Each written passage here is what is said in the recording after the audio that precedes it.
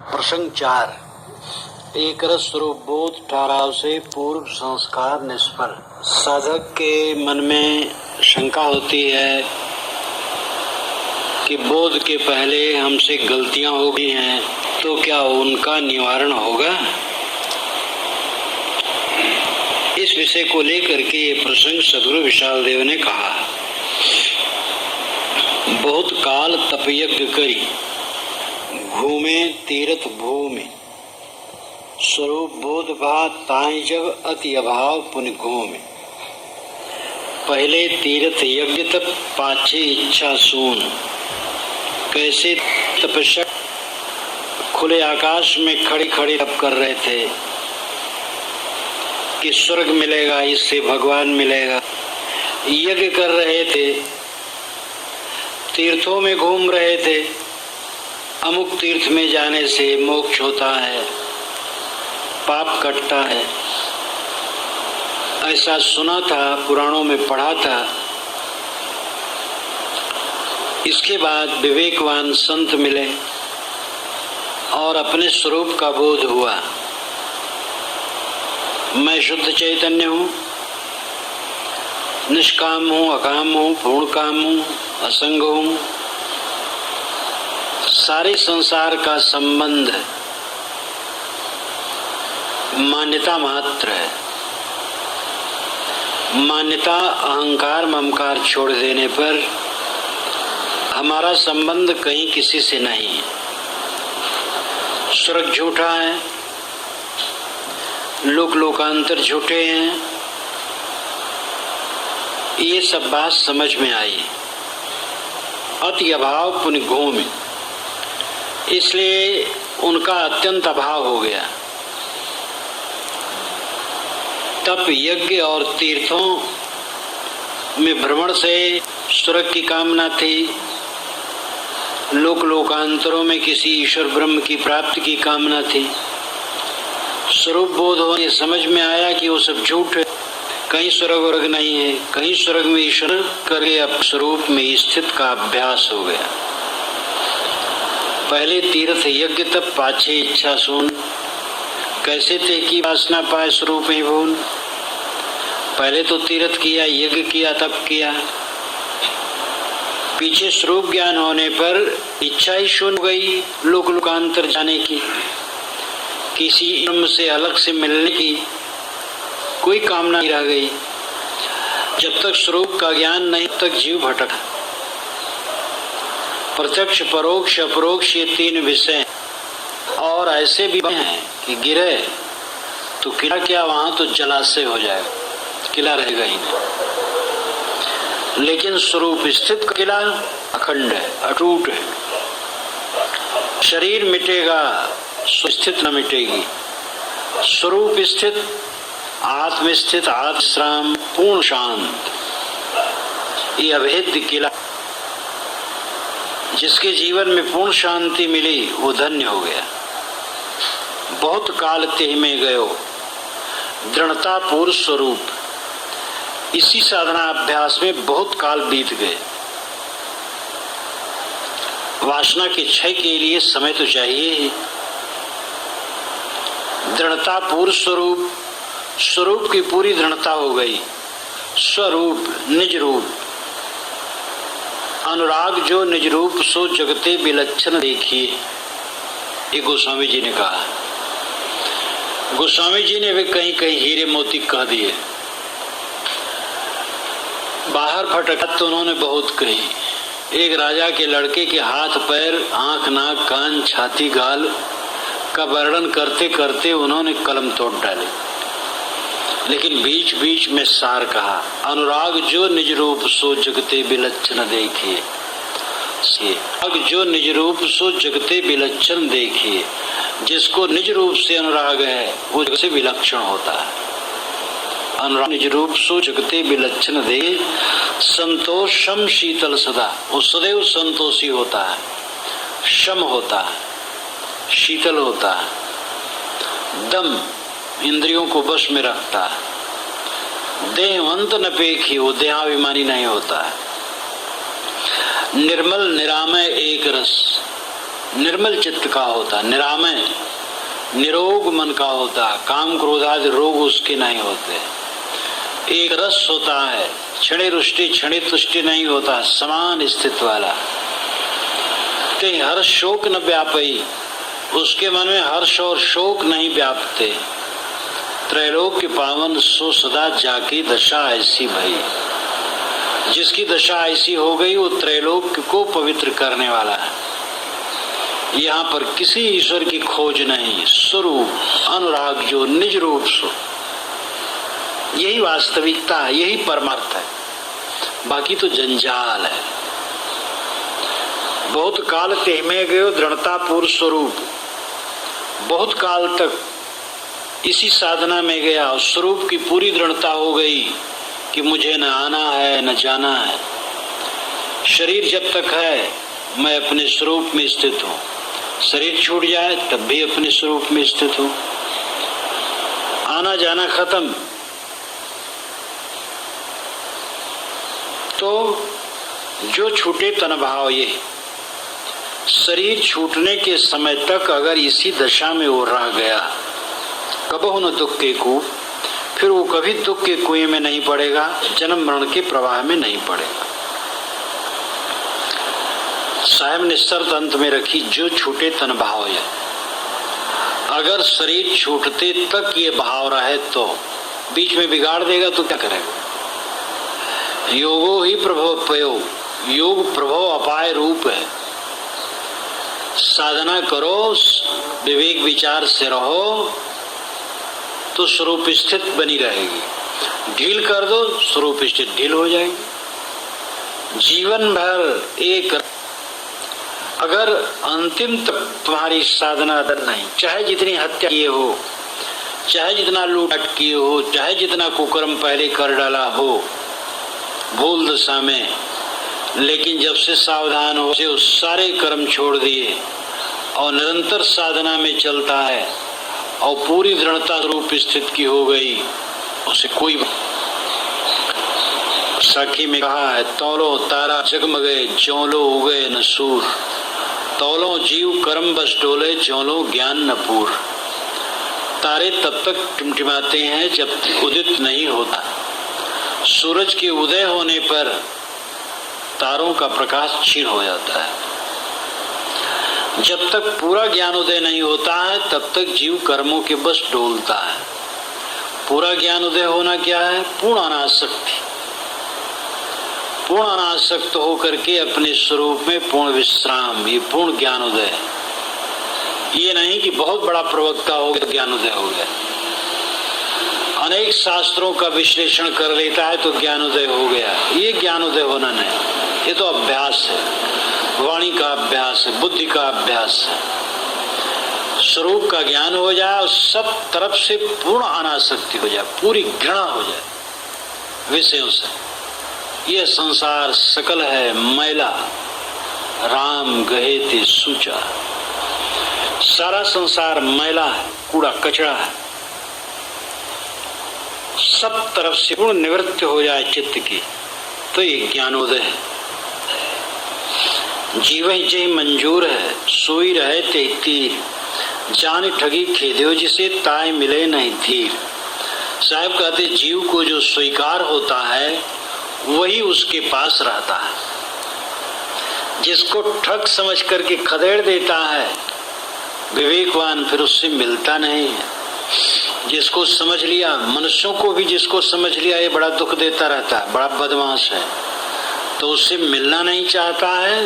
वो कहीं हो तो वहां से भाग जाता है, आत्मा उसको खदेड़ देता है। दुख जीव को प्रिय नहीं है, दुख शत्रु है।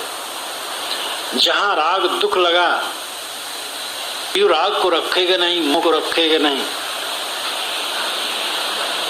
बाहर रहे न वासना वह तो दिल के बीच, आना जाना ते कहा त्याग ग्रहण दिल बीच, ग्रहण त्याग दिल बीच।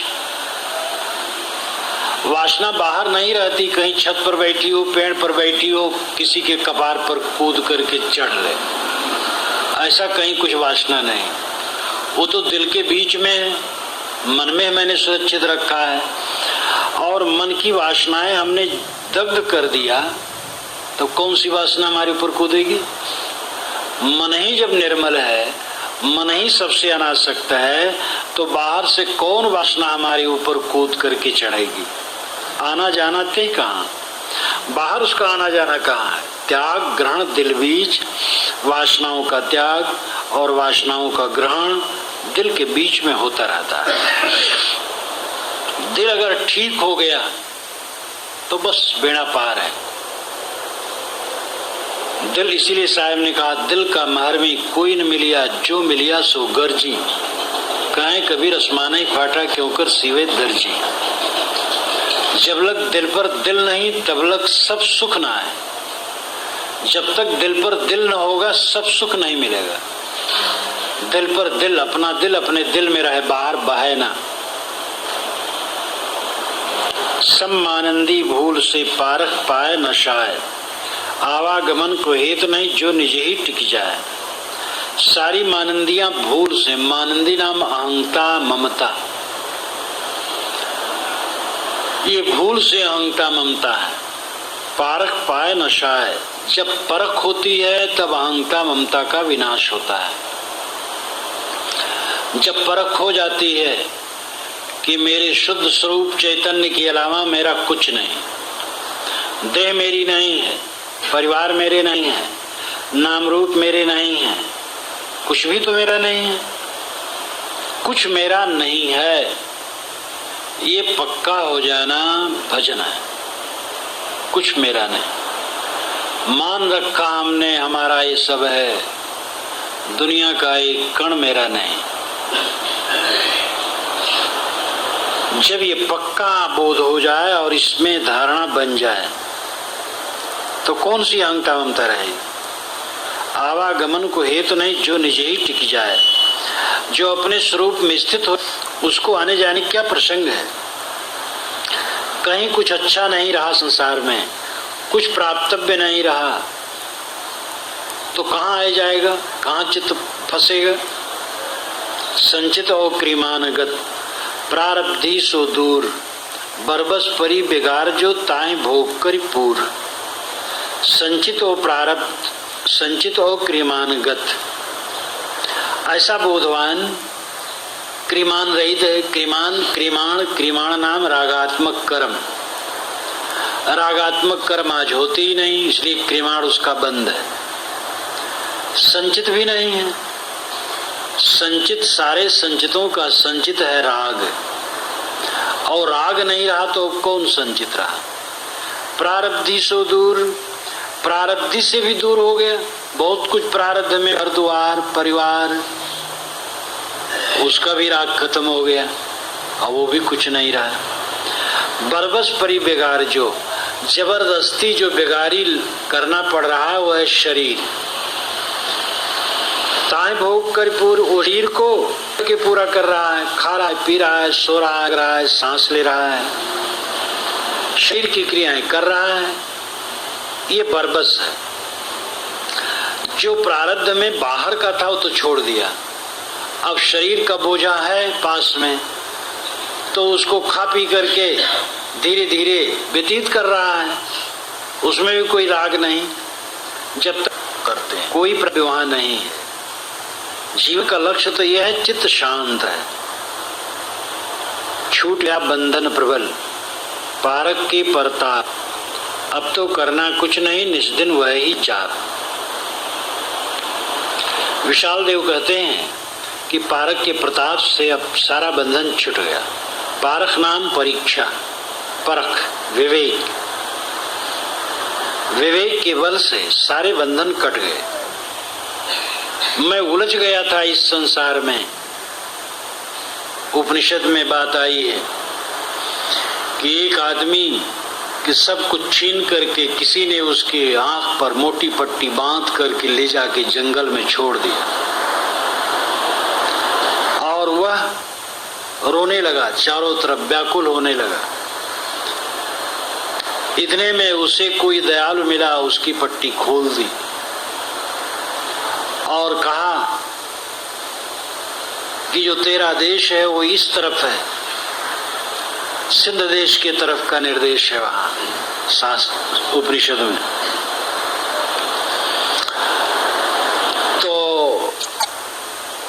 फिर वो एक गांव से दूसरे गांव पूछते हुए अपने देश में पहुंच गया।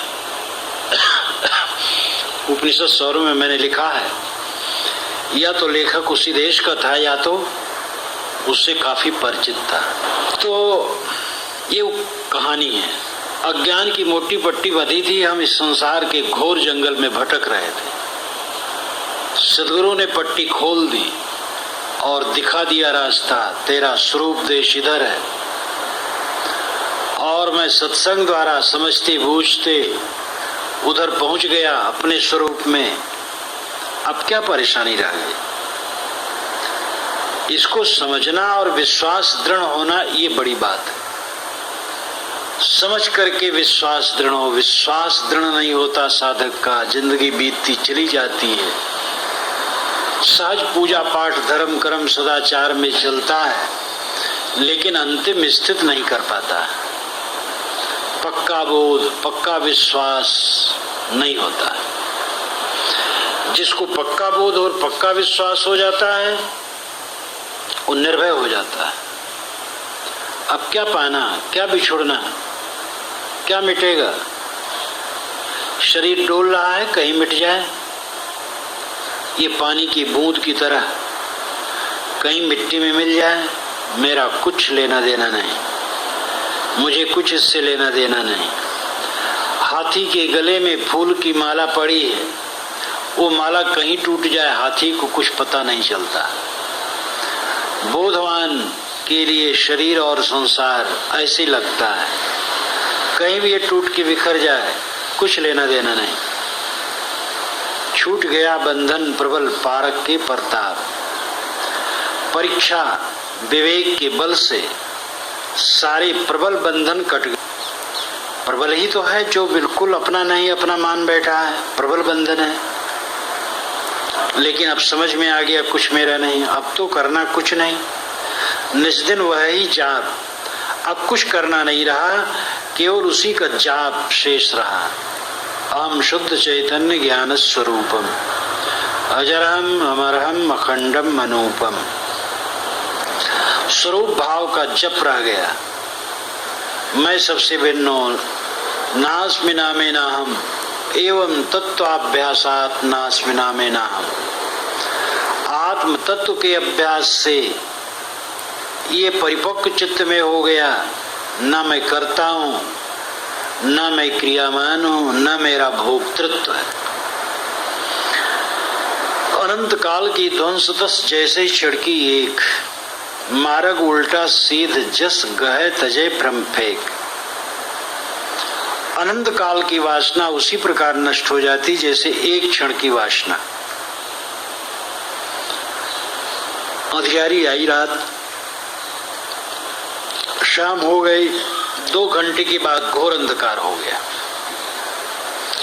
और एक गुफा में 10 लाख बरस से अंधकार था, क्योंकि गुफा 10 लाख बरस पुरानी है।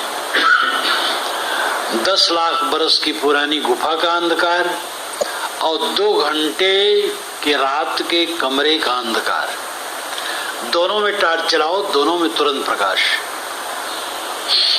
10 लाख बरस का है तो उसमें ज्यादा समय टार्च चलाने पर प्रकाश होगा, ऐसी बात नहीं। प्रकाश जलते ही दोनों में पूर्ण प्रकाश।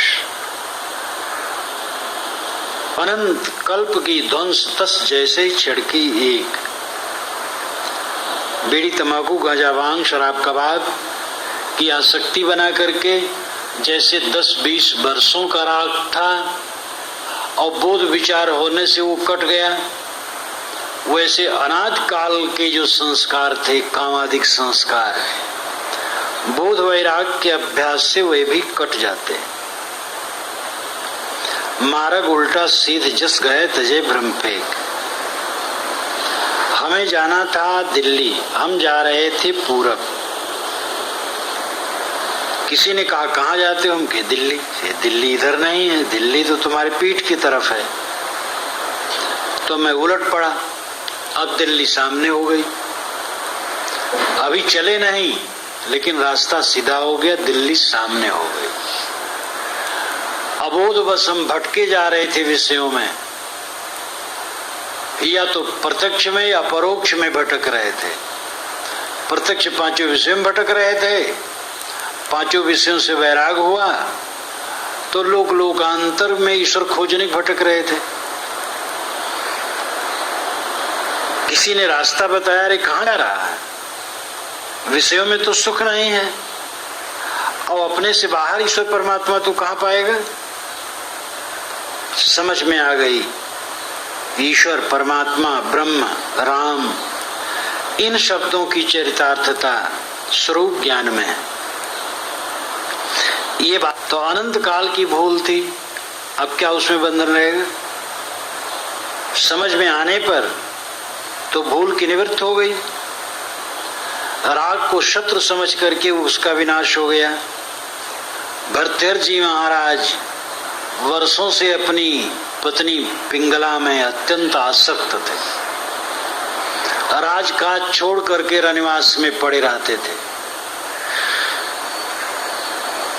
लेकिन जिस दिन उनको पता लगा कि ये पिंगला व्यभिचारिणी है, मुझे नकली प्यार देती है, घोड़ा दरोगा से फंसी, पूरा स्पष्टीकरण सामने हो गया। उनके चित्त का राग एकदम उड़ गया। ये नहीं कि धीरे धीरे वासना काटनी पड़ी, और उन्होंने किसी को कुछ नहीं कहा। मंत्रियों को राजकाज देकर कहा कि विक्रमादित्य की खोज करो। जो उनके छोटे भाई थे उन्होंने निकाल दिया था अपनी पत्नी के चक्कर में पड़ करके। कहा विक्रमादित्य की खोज करो और उन्हें ला करके गद्दी पर बैठाओ, मैं 1 मिनट भी अब इस राजकाज में नहीं रह सकता। उन्होंने एक कपड़ा लपेटा, राजशाही कपड़ा उतारा, एक कपड़ा शरीर में लपेटा, कमंडल लिया और चल दिया। इतने दिन का राग एक क्षण में काफूर। सच्चा बोध का लक्षण यह है कि एक क्षण की वासना जैसे ध्वंस हो जाती, वैसे अनंत काल की वासना ध्वंस हो जाती। मार्ग उल्टा सीध जस गए तजे भ्रम फेंक। उल्टा मार्ग छोड़ दिया, सीधा मार्ग ग्रहण कर लिया, भ्रम फेंक दिया। समझ के परिवर्तन में जीवन का परिवर्तन है। समझ के परिवर्तन में समय लगता है। अनाद काल का जो अध्यास है उसके छोड़ने में भय लगता है। अध्यास में जीव को प्रियता हो जाती है, इसलिए अध्यास दुख राग से मोह से सारे दुख निकलते हैं। लेकिन मोह जितना प्रियतम है, कोई वस्तु प्रियतम मनुष्य के लिए पीड़ा है।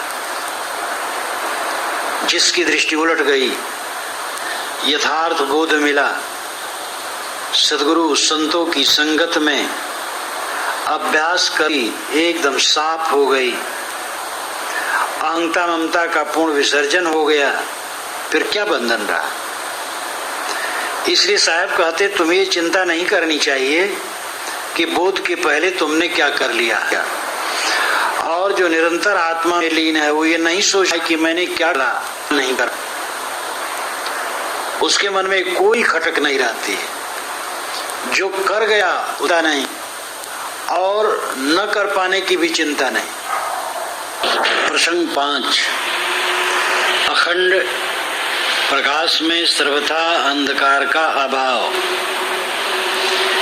ज्ञान का पूर्ण उजाला जिसके हृदय में हो जाता है, वहाँ मोह भ्रम किसी प्रकार के अंधकार की संभावना नहीं रहती।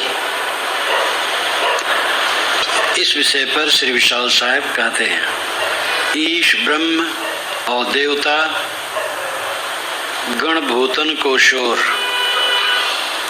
ये सभी नास्यो तबे मिट्यो भरम जब घोर।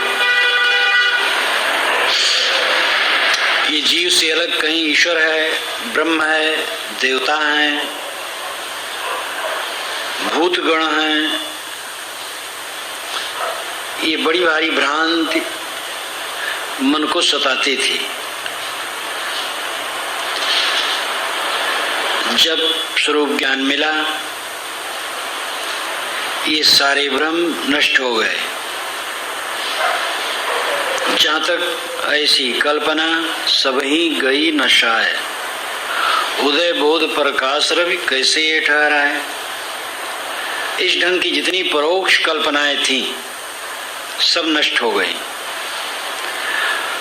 स्वरूप बोध का रवि जब उदय होगा तो परोक्ष कल्पनाएं कहाँ रहेंगी। विषय आसक्ति ये प्रत्यक्ष का भ्रम है। ईश्वर देवादि की कल्पना ये परोक्ष का भ्रम है। प्रत्यक्ष और परोक्ष दोनों भ्रांतियां तब मिट जाती हैं जब अपरोक्ष स्वरूप बोध हो जाता है। प्रथम सांच वैराग जब मनुष्य हृदय प्रकाश, तज प्रियता धनधाम के ती सुख निश्चय नाश। पहले जब वैराग्य उदय होता है, सच्चा वैराग्य चित्त में, तब धन की प्रियता, घर की प्रियता, स्त्री सुख, काम सुख की प्रियता नष्ट हो जाती है। मात पिता सुत सुहृद जो प्रीतन भयो अभाव। देश विदेश न लखियपन मिटो सबन को चाओ। माता पिता के प्रति मोह नहीं रह जाता। पुत्र अगर है तो पुत्र के प्रति नहीं रह जाता। सुहृद जो मित्रगण हैं उनका मोह भी मिट जाता है। सबसे निकट माना गया शरीर जो ज्यादा प्रिय माना गया है उसका भी अभाव हो जाता है मन से। ये क्या है? हाड़ चाम का एक ढांचा है। देश विदेश न लखी अपन, देश और विदेश भी बोधवान के लिए कुछ नहीं रह जाता है। मिटो सबन को चाहो, सारे दृश्य के लिए उसकी चाहना मिट जाती है। जहां तक माना जो अपन, सुख निश्चय दिल बीच, बोध भय नाशो सबे, जो कुछ दिल का कीच। जहां तक अपना मानना था, हृदय में उनके प्रति सुख की निश्चयता थी, स्वरूप ज्ञान हो जाने पर वो सारा कीचड़ धुल गया। मन में अहंता ममता का कीचड़, सुख मानने, विषयों में सुख मानने का कीचड़ नहीं रहा। चोरी, हिंसा, झूठ तज, वर्णाश्रम कुटारी, जुआ नशा और नाच तज, बहुतक लत निर्वारी। प्रत्यक्ष देखा जाता है बोधवान चोरी नहीं करता, हिंसा नहीं करता, झूठ नहीं बोलता, वर्ण और आश्रम के अहंकार को छोड़ देता है, कुल कुटुंब के अहंकार को छोड़ देता है, जुआ नहीं खेलता, किसी प्रकार का नशा नहीं करता, नाच नहीं देखता। बहुत सारी गंदी आदतें जो जीवन में पड़ी थी उनका निराकरण कर देता है।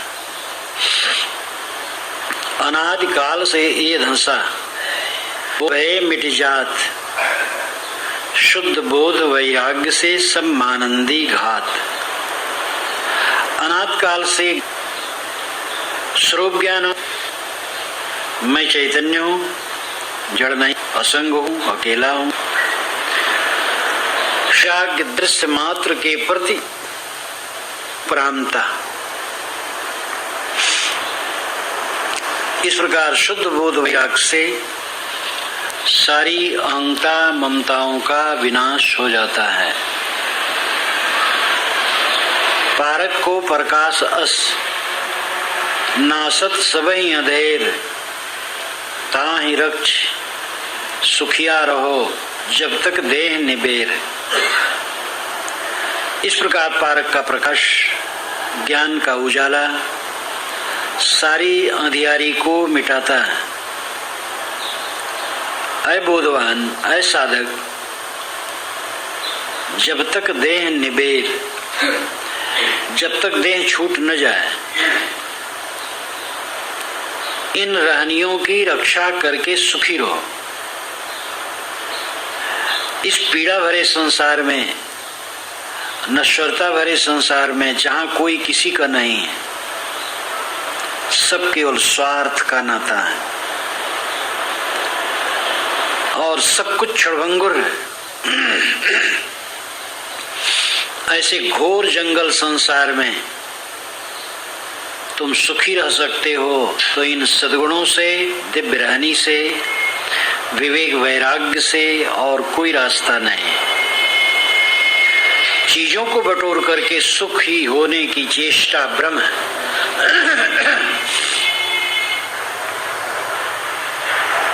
चीजें तो केवल शरीर रक्षा तक है। मन को विश्राम, अहंता ममता के त्याग, गंदी आदतों के त्याग, पवित्र रहने की अनुराग से ही संभव है। अबोध दशा में जीव जो किए जहां तक कर्म, सो सबही भोगन परै, जब तक मिटे न भर्म। अज्ञान दशा में जीव जितने शुभ और अशुभ कर्म करते हैं, जब तक भ्रम नहीं मिटता उनको भोगना पड़ता है। देहाभिमान का भ्रम, स्वरूप के विषय में भ्रम, जो कुछ भ्रम है, जब तक भ्रम नहीं मिटता, निर्भ्रांत बोध और रहनी नहीं होती, तब तक कर्म फलों का चक्कर चला करेगा। जब बोध हो गया, भ्रांतियां मिट गई, दिव्य दृष्टि हो गई, स्वरूप ज्ञान में सदैव रमण हो गया, उसके सारे पूर्व के कर्म निष्फल हो गए, क्योंकि उसका सारा आकर्षण समाप्त हो गया। संसार उसके लिए भोग्य नहीं रहा, उसे कोई चाहना नहीं रही। जो सारी चाहनाओं को छोड़ देता है, उसके पास कुछ बंधन नहीं रहता है। जब तक भ्रम नहीं मिटता है, तब तक बंधन है। अबोध का लक्षण क्या है, साहब बताते हैं। अबोध तहां तक जानिए, जहां तक राग अंधेर, तभी सबेर। जहां तक राग की अंधियारी है, वहां तक मानो अबोध है। राग की अंधियारी सर्वथा मिट गई, बस मानो सवेरा हो गया। जहां आप बैठे हैं, चारों तरफ आपका कुछ नहीं, ये पक्की बात है। लेकिन ये न समझ करके चारों तरफ राग, यही अबोध है। राग सब तरफ का मिट गया, बस सवेरा हो गया।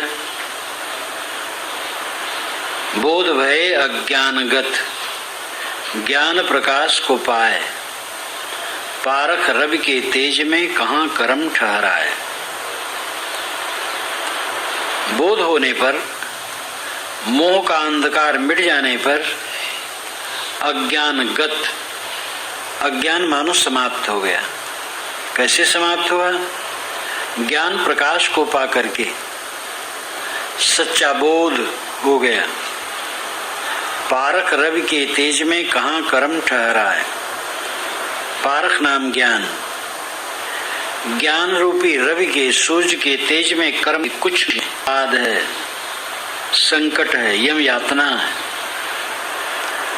ये दृष्टि जिसकी निरंतर बनी, उसके चित्त में कर्म के अंधकार कहां ठहर सके।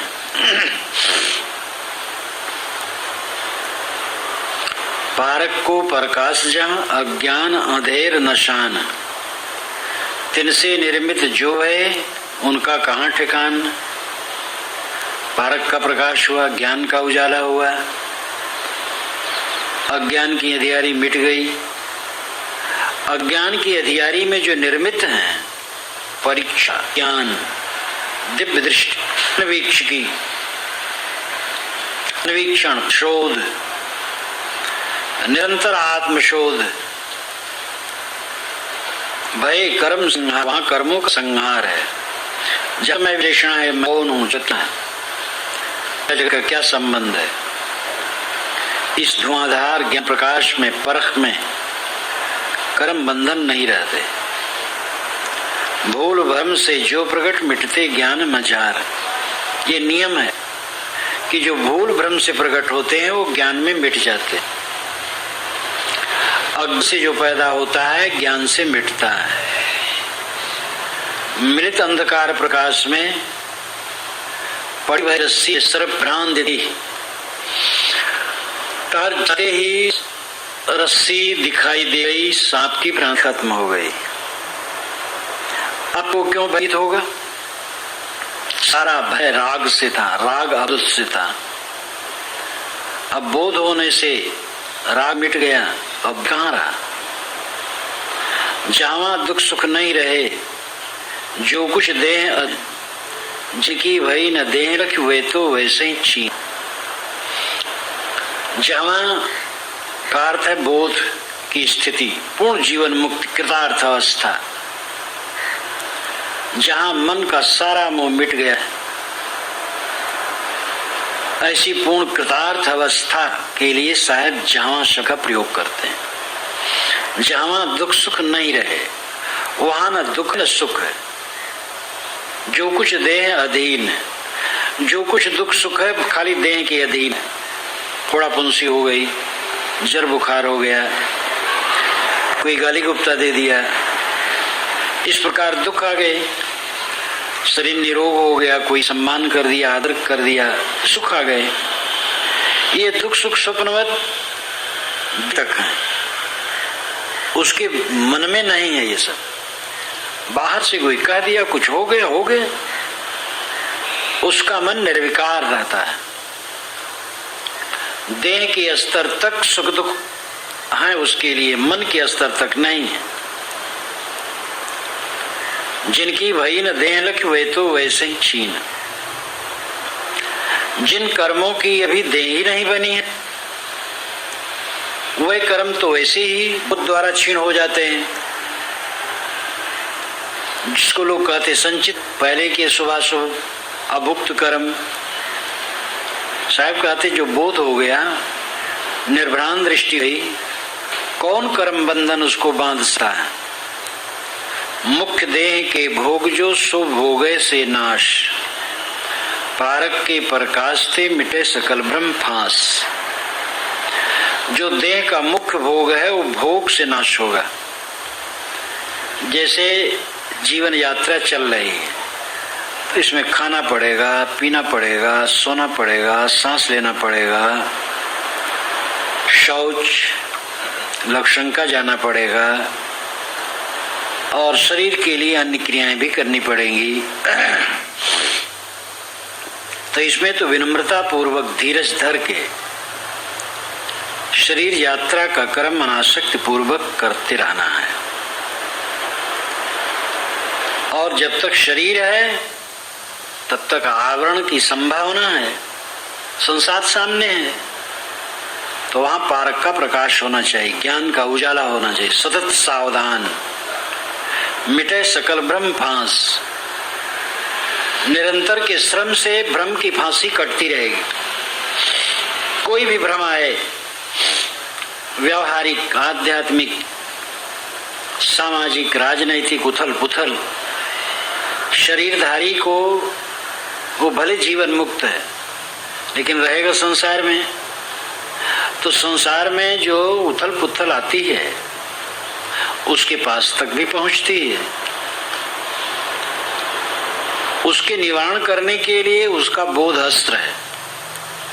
वो बोध वैराग ज्ञान की रहनी से सबका निवारण करता रहेगा, कहीं वो फंसेगा नहीं। प्रारब्ध वेग से भर्म जो तेके हित कर्तव्य, और न कुछ बाकी रहा बीते सब मंतव्य। मन उसका बिल्कुल निर्मल है, लेकिन प्रारब्ध वेग से कहीं मन में भ्रम आए, किसी प्रकार का भ्रम, मोह माया, कुछ भी कहीं प्रारब्ध के वेग से शरीर यात्रा में कहीं भ्रम आए, तेके हित कर्तव्य, उसी के लिए तो कर्तव्य है, साधना किस लिए है? सतत सावधान, भ्रांति आए ही नहीं, आई तो तुरंत उसको ध्वंस किया। और न कुछ बाकी रहा बीते सब मंतव्य। कृतार्थ आत्मा के लिए और कुछ बाकी काम नहीं रहता है, सारे मंतव्य उसके बीत जाते हैं। न किसी पर चढ़ाई करना है, न किसी को जीतना है, न किसी को संपन्न बनाना है, न किसी को विपिन्न बनाना है। हानि लाभ सुख दुख संयोग वियोग में समभाव रह करके बोधवान स्थित रहते हैं। कोई मंतव्य, कोई लक्ष्य, कोई उद्देश्य और नहीं रहा, बस शरीर यात्रा चल रही है, निर्भ्रांत दृष्टि से जीवन व्यतीत कर देना है। एक दिन ये देह ग्रंथ बिखर जाएगी और इस संसार से संबंध जीवात्मा का कट जाएगा। इस बोध भाव में वो निरंतर रहता है और सतत सावधान रहता है। बोध भय अज्ञानगत तहें पूर्व वैराग, वैराग भक्ति जावा नहीं तहां अबोध ही राग। जहां स्वरूप का बोध हुआ वहां ज्ञान मिटा। स्वरूप का बोध, स्वरूप निज रूप आत्मा का बोध, जहां आत्मा का बोध हुआ अज्ञान समाप्त हुआ। अब कुछ पाना नहीं रहा, न सुख पाना रहा, न भगवान पाना रहा, न ईश्वर पाना रहा, न स्वर्ग पाना रहा, न कहीं मोक्ष पाना रहा। अज्ञान की निवृत्ति हो गई, इच्छा की निवृत्ति हो गई, अब और क्या पाना रहा? जे कृत अवस्था है, इसी को आप अपने शब्दों में कह लो, भगवान मिल गया, परमात्मा मिल गया, मोक्ष मिल गया, स्वर्ग मिल गया। अलग से क्या पाना? अलग से भ्रम है। बोध होते ही अज्ञान मिट जाता। ताहे पूर्व वैराग, वहीं पर पूरा वैराग भी होता है। वैराग भक्ति जावा नहीं, जहां वैराग नहीं है, भक्ति नहीं है, तहां अबोध और राग है। जीवन भर वैराग चाहिए, जीवन भर भक्ति चाहिए, विनय भाव, कोमल भाव, कबहू भाव को भावते जन घट जाए सने। कबीर साहब की साखी में ये बात आई है, कबीर गुरु के प्रेम से थर थर कापे दे, कबहू भाव को भावते जन घट जाए सने। गुरु भक्ति में हमारा शरीर थर थर कांपता है।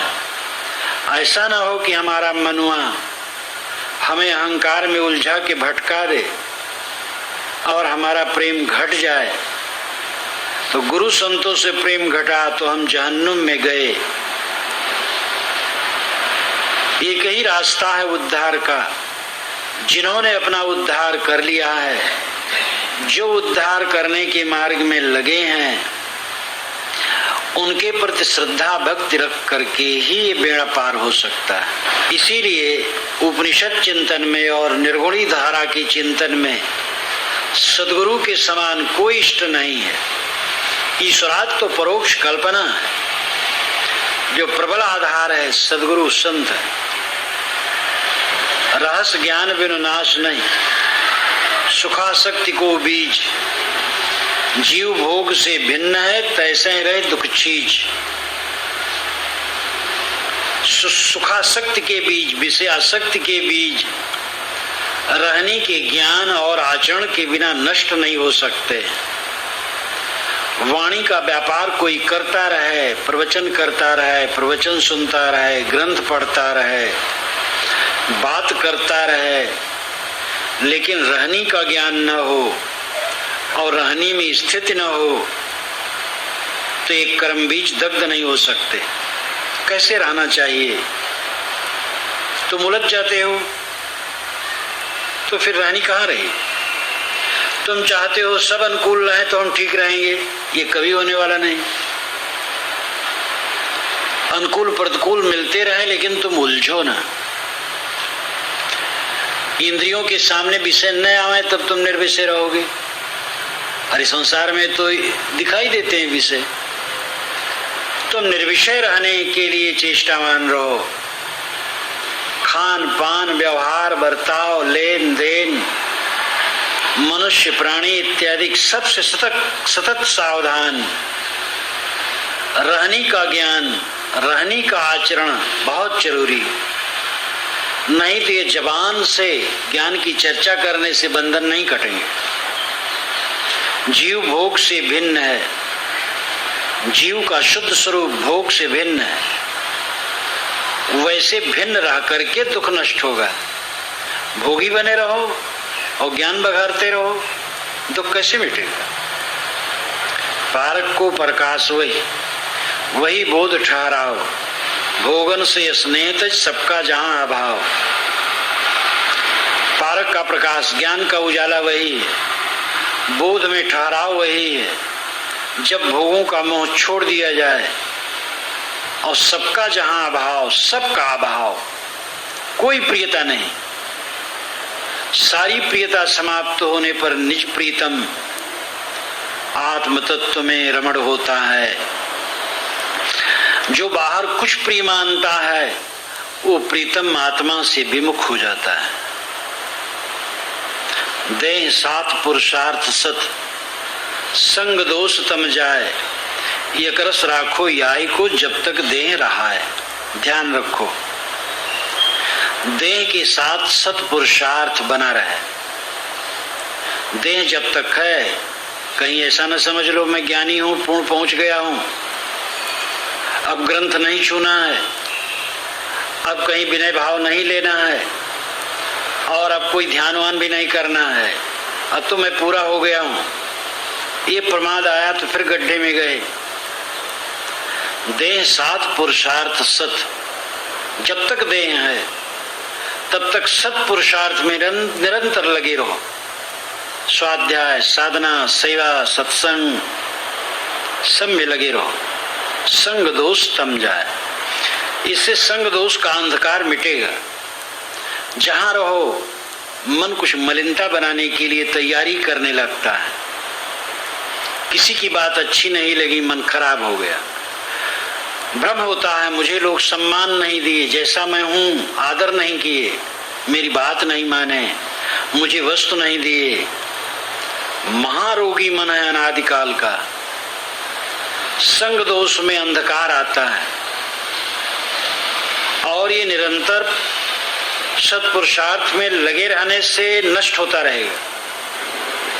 एक रस राखो याही को जब तक देह रहा है, जब तक देह गिर करके नष्ट न हो जाए तब तक इस साधना को एक रस बनाए रखो। ये सतत सावधानी।